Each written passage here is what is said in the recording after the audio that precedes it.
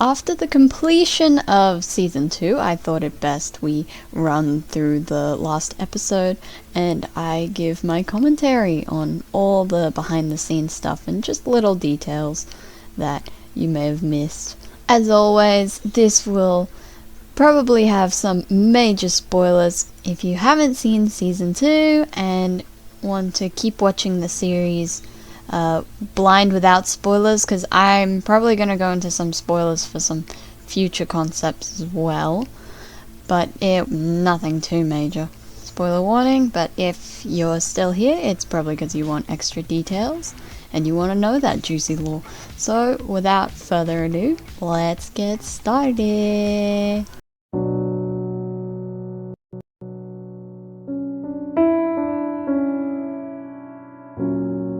So we start off the episode with the song Change of Heart, which is played over the flashback of the witch's execution. This flashback and backstory is a nod to the line she said back in season 1, where she said you didn't know these people 20 years ago. This is a reference to, obviously, in season 1 the witch had changed everyone's memory, but before their memories got erased, they clearly hated her enough to burn her at the stake. And it seems they gave her the label the witch. Further in this scene, you can actually see the original Pink, which has been referenced before in season 1 in a flashback, but you can actually see her here, totally supporting the burning of the witch, not standing up for her at all. Possibly why the witch had such a grudge that she would erase the original Pink from everyone's memory. And now this quote is something I found a while ago, but I didn't quite know where it came from. I tried googling it and Google told me it came from there, but also Google gave me like 3 other answers, so I picked the one that showed up the most, but it is probably from somewhere else. I thought it made the most sense for the witch's situation. The fact that all of history is taught to fear her, and the people who burnt her are basically let off scot-free. And at this point, we don't know what the witch actually did. Like, she could have been unfairly burnt, or it could have been totally justified. But all we know is that when she got burnt at the stake, that was possibly what led her to meeting the Enchantress. With the intro, I decided to extend it and, well, do it up a bit. This is what I'd say the extended version of the intro. I was tempted to use the second verse, but instead I just extended the intro of the song. Yeah, definitely go check out Scandroid's Empty Streets. It's such a good song. And their whole Scandroid album is as well, so I would definitely check it out if you were a fan of the music in this episode. Now, in this scene when the witch is confronting Bun Bun, she mentions his store, and I just think it's a funny behind the scenes detail that the witch actually orders from that store, a delivery from that store, and her servants go pick it up. It's also a bit threatening because, you know, they were hiding from the witch for multiple years and they thought they were doing it correctly when she knew they were there the whole time. Now, it might not be obvious in this scene, but the witch has the power to scramble people's memories, correct? So she's trying to fry his brain instead of just outright putting him in a nightmare or stabbing him, because she's done that already and she wants to do something different. Now, the Bun Bun is saved by the other two who come in time, and several people I know have also asked me, how is the witch still standing after being stabbed so many times? The answer is because of her master's power. Her master is the Celestial of Death. So all the Darklings are actually undead. They can survive a stabbing. In the end, their bodies aren't keeping them alive, it's the power. That's also why they're immortal. It's because they are undead. Now, this line, "were you ever educated," is kind of sad, because if you think about it, The witch grew up in the medieval period, or, well, before that, and they didn't have quite as advanced knowledge about things. It is kind of sad, were you ever educated? She knows how to read and write, but she never really bothered to keep up with technological advancements. So that's why she doesn't actually know where the heart is, or know anatomy well. But we can also see in the scene afterwards that the witch learns from her mistakes and she goes straight for the heart. Now, I know some people are still are forgetting this one fact, but in season 1 it was confirmed that somebody is dead if the color leaves their body. So always keep that in mind, especially coming into season 3.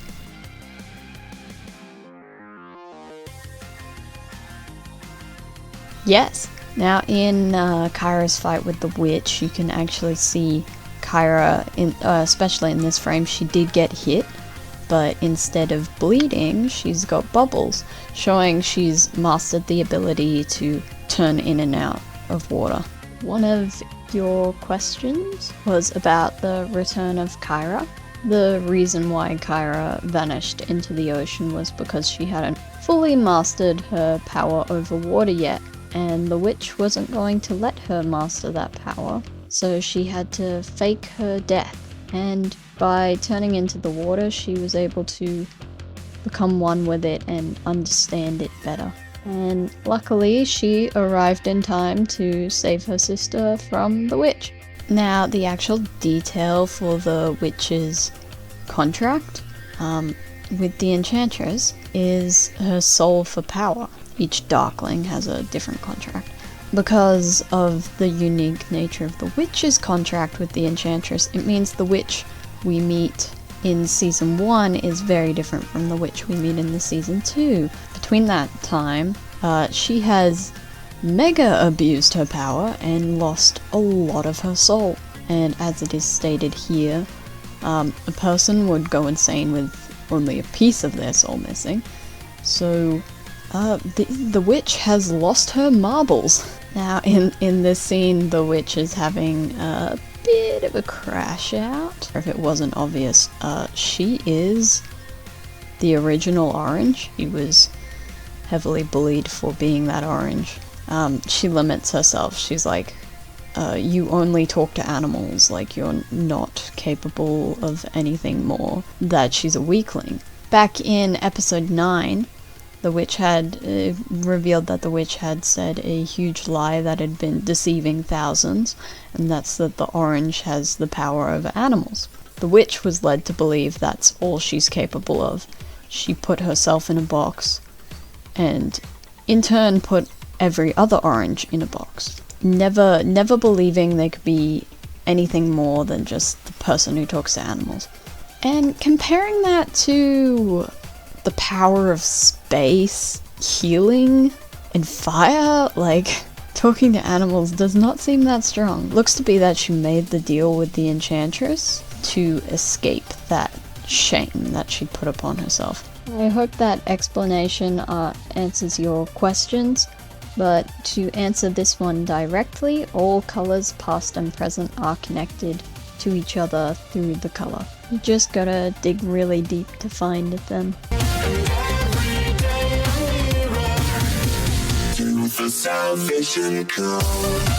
Yeah, the song is Salvation Code by, again, Scandroid. This was a last minute add-on. I'm like, I had no plans to actually add music into this episode. And I'm like, I need a theme song for the final fight. And I was stuck between doing the ending of Empty Streets or something else. I was so close to doing Aphelion, but I felt it was a bit too romantic for the fight.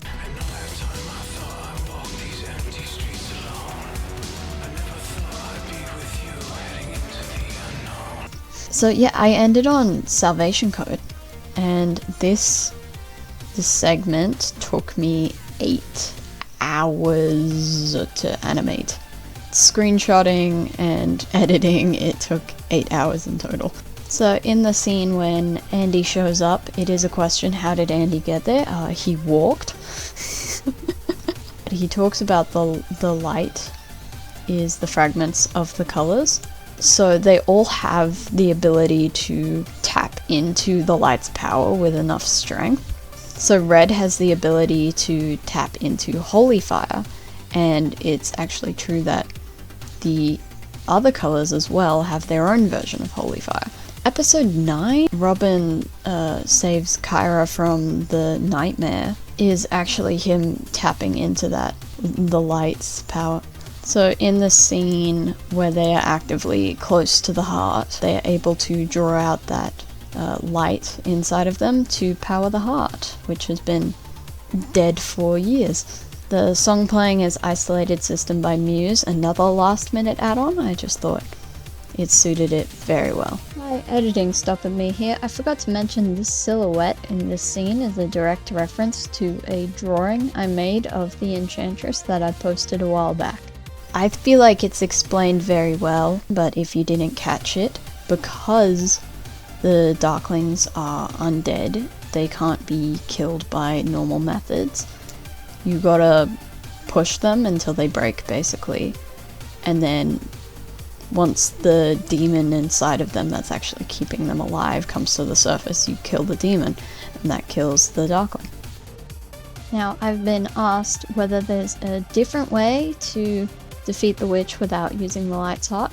It is said that Andy has figured out how to weaponize the light's body, so he might end up using other parts of her, but essentially you just need the power of the light to kill anything except the darkness's core. Now in this scene, the heart, Andy kind of overloaded the heart with a lot of power, so it was an explosion of power. And so in this dreamlike state, Andy briefly gets to talk to the light, and this is where we see her official design. You might notice she is not on Andy's side at all. And this is actually because it's a very political conversation they're having.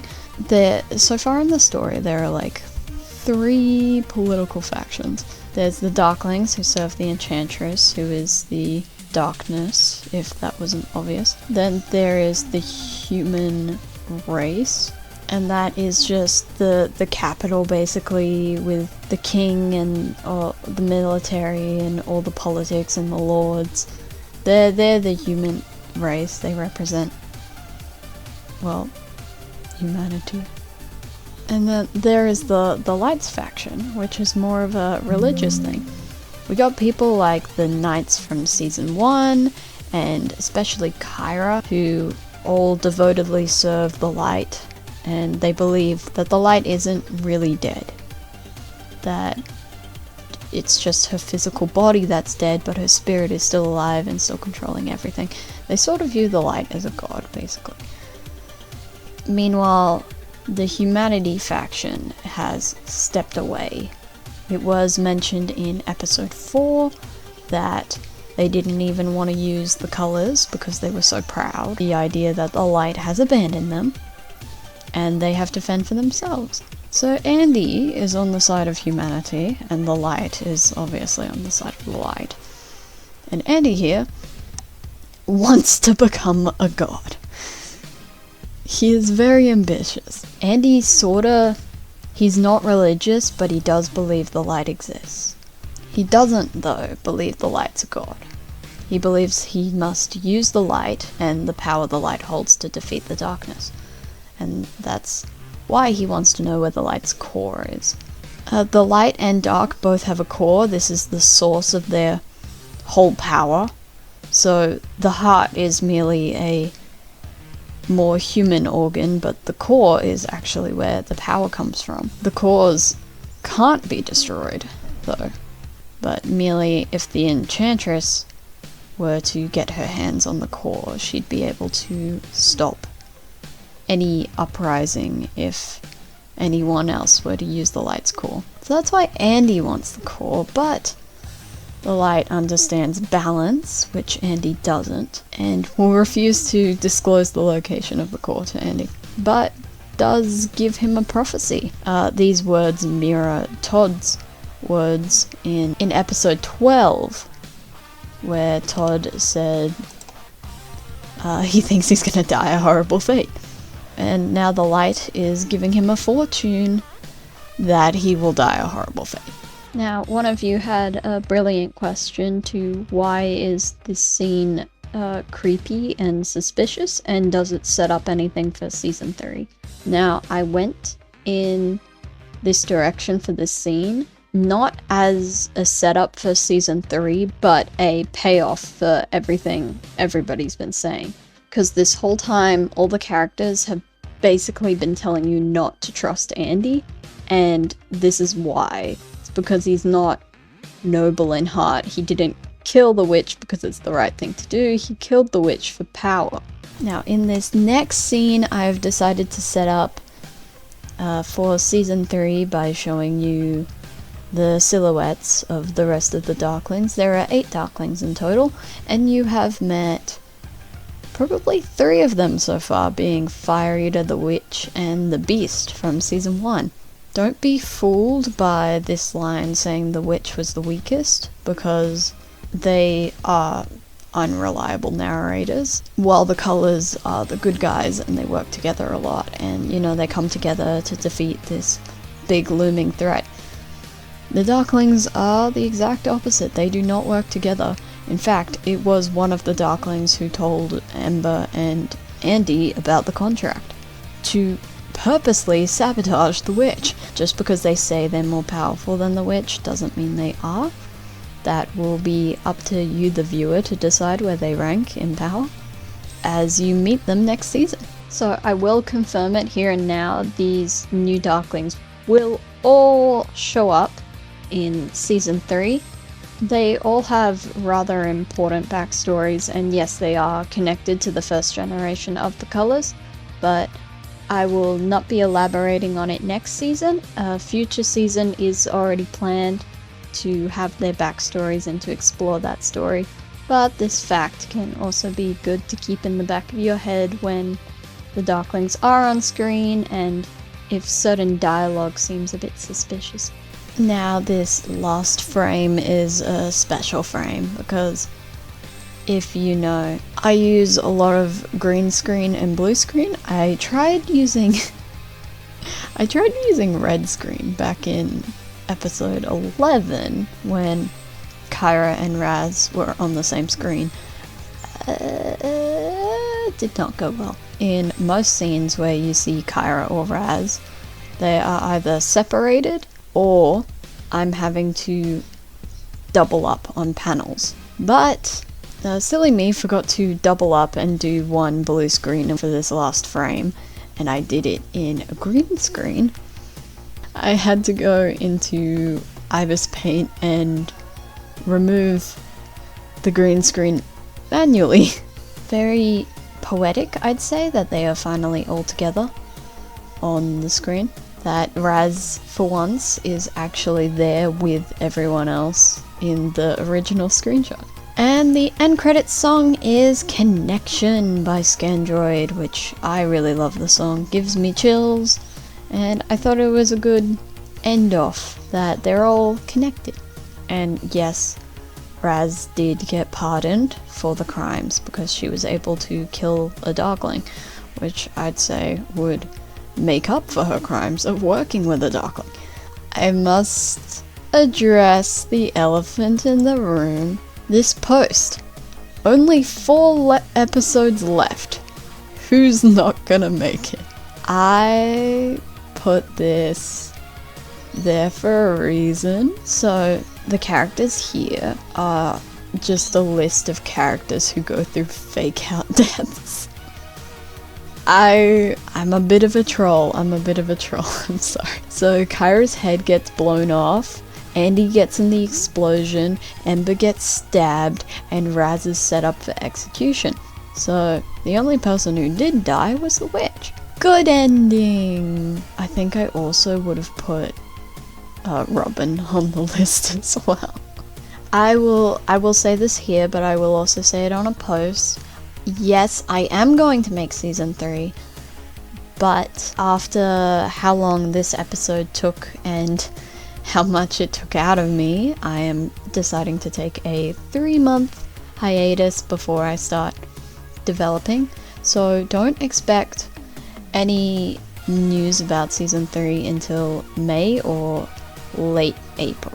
I will still be uploading. Obviously, I have a list of music videos I want to make dedicated to season 2, and I will make more videos like this talking about it. But just don't expect any season 3 news until either late April or early May. I basically got asked a question about season 3 of what colors are going to show up, and let me give you a clue. This is the title card I teased a while ago for season 3.